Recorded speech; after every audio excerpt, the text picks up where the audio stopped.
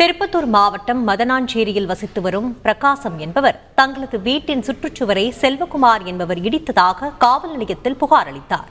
தங்களுக்கு சொந்தமான இடத்தில் செல்வகுமார் பொது வழி கேட்டதாகவும் அதற்கு மறுத்ததால் அடியாட்களுடன் சேர்ந்து வீட்டின் சுற்றுச்சுவரை ஜேசிபி இயந்திரம் கொண்டு இடித்து தாக்குதல் நடத்தியதாக தெரிவித்துள்ளார். ஜேசிபி கொண்டு சுற்றுச்சுவரை இடிக்கும் காட்சிகள் வெளியாகியுள்ள நிலையில் சம்பந்தப்பட்டவர்கள் மீது நடவடிக்கை எடுக்குமாறு பிரகாசம் குடும்பத்தினர் கோரிக்கை விடுத்துள்ளனர்.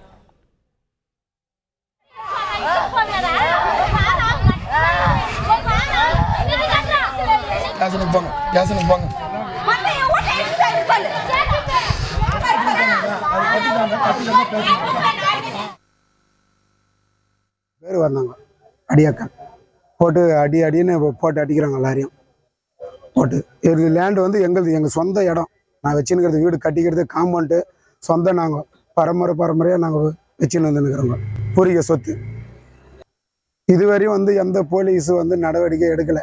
ஒரு 2 ஜேசிபி ஒரு டிராக்டர் எங்கள் வீட்டை இடித்து எங்கள் சொந்த லேண்டில் இருக்கிறத இடித்து அள்ளுறாங்க. இது ஒரே வண்டி தான் பறிமுதல் பண்ணிக்கிறாங்க. இதுவரை ஒருத்தர் மேலே ஒரு நடவடிக்கை எடுத்ததும் இல்லை.